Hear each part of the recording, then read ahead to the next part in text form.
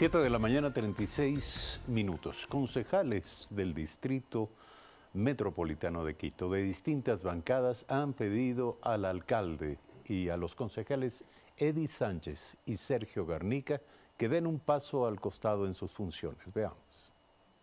Minutos antes de iniciar la sesión extraordinaria del Pleno del Consejo Metropolitano de Quito, concejales de distintas bancadas pidieron al alcalde Mauricio Rodas dé un paso al costado de sus funciones. Pues su débil y ambigua actuación frente a la gestión municipal, la conducción del Consejo Metropolitano y esta crisis hace permisivo frente a la corrupción.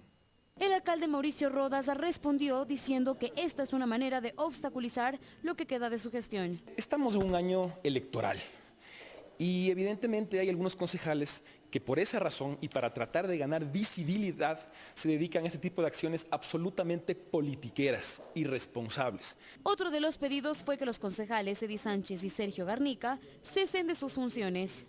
Mientras duren las investigaciones de la Fiscalía, se excusen voluntariamente de sus funciones y habiliten a sus suplentes como un acto de coherencia. Mientras tanto, los concejales implicados e investigados por el supuesto acto de corrupción con el proceso de regularización de taxis respondieron lo siguiente. La norma establece cuándo un concejal deja de actuar o cuándo está prácticamente impedido de actuar.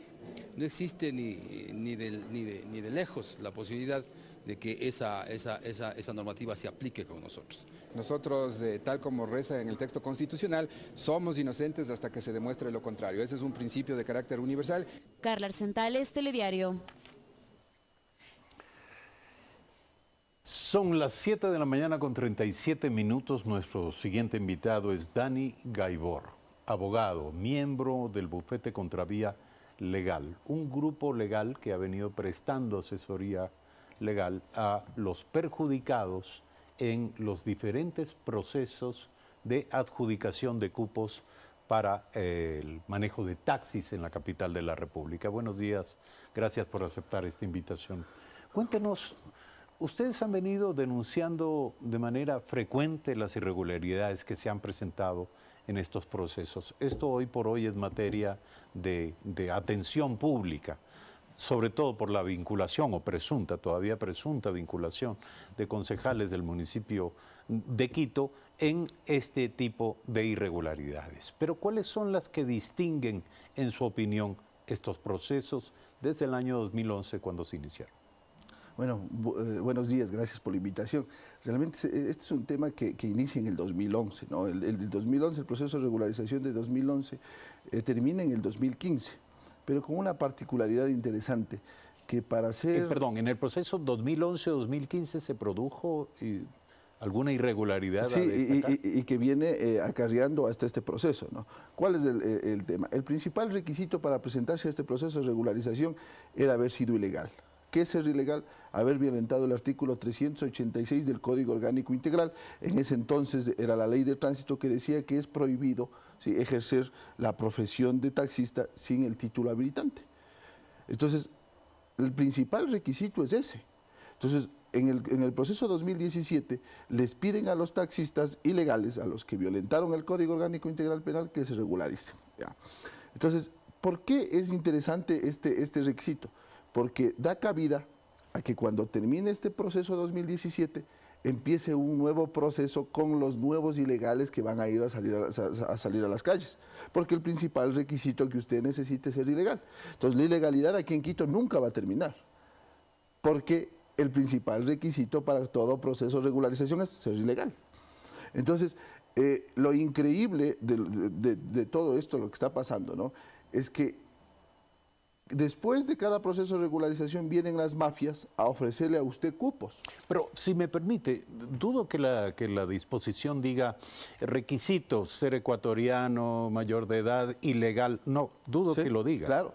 Dice puntualmente ser ilegal, haber ejercido de manera ilegal. Claro, ese es el primer requisito. Es haber ejercido, es más, el requisito de este proceso de regularización 2017 es haber ejercido el taxismo de forma ilegal hasta el 31 de diciembre de 2014. Ese es el primer requisito. O sea, de manera explícita lo que se plantea en estos procesos es incorporar a quienes han venido ejerciendo de manera irregular. Por eso se llama regularización, porque usted solo regulariza algo que está irregular. Ahora, ¿usted cree que esto choca con principios legales, que esto Totalmente. no debería haberse dado? Pero ¿cómo solucionar o cómo dar respuesta, sin embargo, a la enorme presión de aquellos que quieren incorporarse y eventualmente bajo el enfoque de informes técnicos, incorporarse a una nueva corriente de oferta de estos servicios en la ciudad de manera legítima? A ver, en este tema, ¿no? Yo creo que este proceso de regularización debe nulitarse. Debe nulitarse totalmente y empezar desde cero. ¿Por qué? Porque toda la gente que pagó sin cumplir con los requisitos, que son miles, y eso se va a descubrir en estos 60 días que se suspendió el proceso de regularización de taxis, ¿sí? Son miles, dejaron afuera a otros miles que sí merecían el puesto regulado. Y hay otra cosa. ¿Quiénes merecían y quiénes no merecían? O sea, ¿quiénes merecían? Los que cumplieron los requisitos, esto es, el ser taxista ilegal hasta el 31 de diciembre de 2014, y él lleva los otros papeles que eran un tema simple, ¿no? Correcto. Pero que incluso eso vamos a analizar porque ahí hubo una trampa. Y las personas que no cumplieron con los requisitos, se sabe, se sospecha de que hay personas que tienen 19 años y que ya tienen el certificado de idoneidad.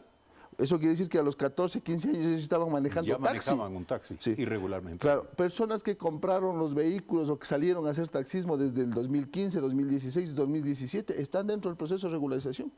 Y nosotros hemos pedido al municipio, a la Agencia Metropolitana de Tránsito, porque sabemos, tenemos un listado de personas que entraron así, para que se nos entregue los expedientes para revisar si cumplieron con los requisitos y no se nos han entregado.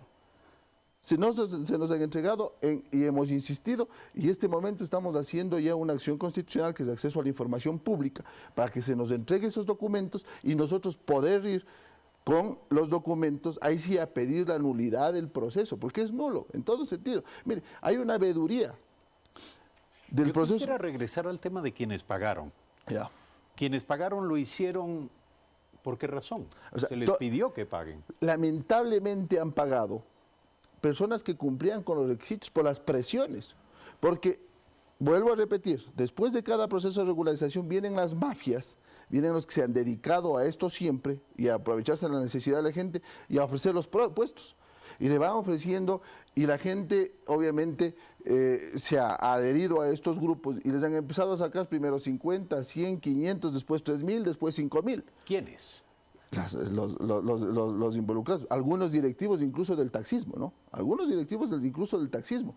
Entonces, ahí vienen las investigaciones del fiscal y el llamado a toda la ciudadanía, a los taxistas legales, a los taxistas ilegales, a los que están dentro del proceso de regularización, de denunciar a esta gente, porque saben, hay pruebas, hay videos, hay audios de esta gente que deben entregar a la fiscalía.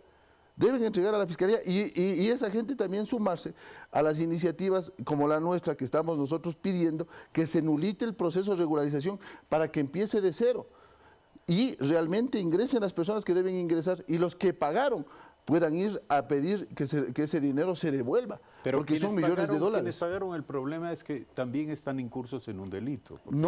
No, porque ellos no pagaron por el cupo, ellos pagaron por la extorsión de la gente que les decía que sí, que necesitan dinero para esto, necesitan dinero para notarizar los contratos, para notarizar los papeles, para ingresar los documentos, y de ahí, después de que ellos ingresaron, ya cuando empieza el proceso de regularización de taxis, empieza ya la extorsión a decir, verás, si es que no pagas, el abogado no te va a meter en el cupo, si no pagas tal persona no te va a dar el cupo, si te pagas los agentes civiles de tránsito te van a detener. ¿Y esto era una maquinaria? ¿Esto funcionaba como una maquinaria? Enorme. ¿En dónde? Díganos, ¿en qué organismo? En todas las compañías que se estaban creando, ¿sí? Y en algunas compañías ya creadas. Ahí estuvieron toda la gente que está involucrada en esto y que debe salir estos 60 días, debe permitir encontrar a esas personas. ¿Y cuál era la conexión entre estas compañías, que eran empresas de extorsión, por lo que usted nos dice, y los funcionarios municipales o de las entidades de tránsito? Les cuidaban para que no les detengan por ser ilegales, ¿sí? Que deberían hacer esto ahora, porque usted debe saber que el certificado de idoneidad no es un habilitante para que brinden el servicio de taxismo, el ingreso de los documentos, hacer la carpeta para que se ingrese y la seguridad de que le van a dar la certificación. Eso. Y ese dinero no solo pagaron los que no tenían los requisitos, pagaron incluso los que tenían los requisitos, a ellos les tenían con el miedo. Verás qué es lo que pasó en el proceso de regularización de 2011. No aprobaste porque no pagaste, ahora tienes que pagar si quieres entrar. Si podemos calcular, por supuesto, un cálculo, una estimación gruesa, ¿de cuánto dinero estamos hablando? Yo diría que por lo menos de unos 30 millones de dólares, si no es más. Y estos 30 millones de dólares son resultado de este mecanismo de extorsión. Así es. Es que mire, lo interesante, ¿no? ¿Cómo se da este proceso de regularización? Llaman a un censo, pero no llaman a la ciudadanía en general. No vienen a su canal y dicen vamos a hacer el censo de taxismo ilegal. Llaman a los panas. Y resulta del censo que se censan 8.693 personas. Hacen el estudio técnico y resulta que necesitamos 8.693 taxis. ¿Sí? Cuando en el 2011 se legalizaron a 4.000 taxis, termina el proceso en el 2015, 2 años después necesitamos el doble de taxis, el doble. Y mire, y lo antitécnico que es esto, ¿no? Son 8.693 taxis. Se presentan casi 18.000. Aprueban 10.200 y algo.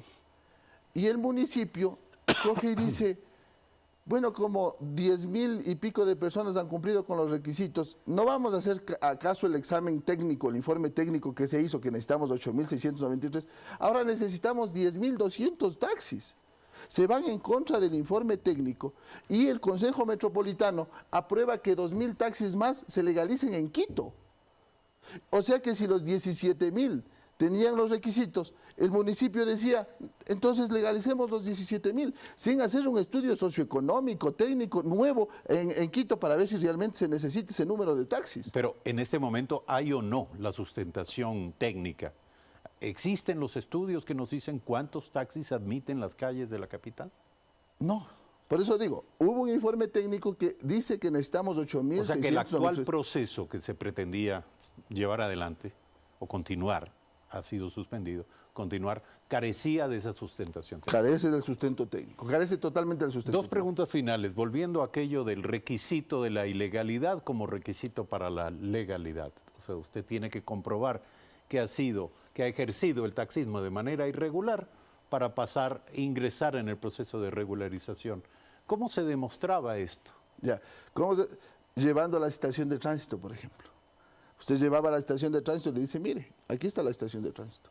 Pero este tema era cruel, porque hay gente que fue citada 10 veces. Primero debía ser sancionado para demostrar que era irregular y luego, con esos requisitos, entraba a la regularización. Entraba a la regularización de taxis. Entonces era cruel porque usted entraba 10 veces. ¿Y sabe cuánto cuesta la multa por ser taxi ilegal? 2 salarios básicos unificados del trabajador, 10 puntos menos de la licencia de conducir y el vehículo por lo menos 7 días retenido en los patios de retención. Vaya a ver cuántos vehículos están retenidos todavía de gente que no puede pagar, porque la crueldad es tan grande en ese sentido. Insólito e inaudito. La crueldad es tan grande porque a usted le obligan a ir al Chulco para pagar las multas, para pagar la extorsión, para pagar el vehículo que se compró.